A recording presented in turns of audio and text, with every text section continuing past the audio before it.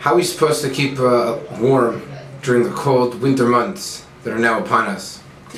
I would actually like to describe the process of the relationship that we have had with the Torah over the month of Tishrei. The Sefer Torah begins the month during Rosh Hashanah. On Rosh Hashanah, the Sefer Torah, primarily, although not exclusively, is just found in the Aron Kodesh. We open the Aron Kodesh, we open the Ark, and the Torah sits there. That perhaps is the relationship for the first 10 days.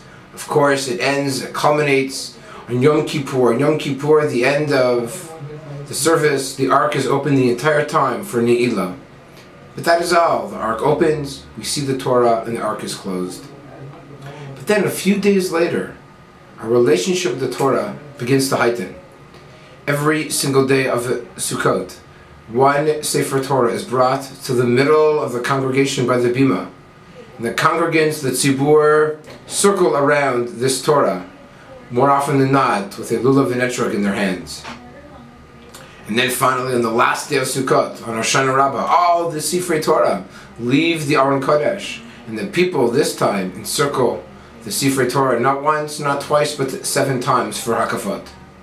But that still is not the culmination.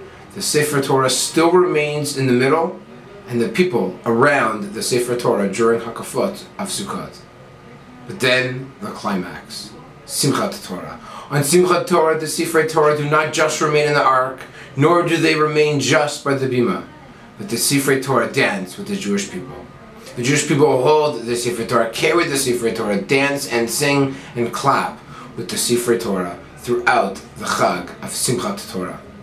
And perhaps that is the message. That is how we can remain warm and cozy throughout the cold fall and, unfortunately, much colder winter.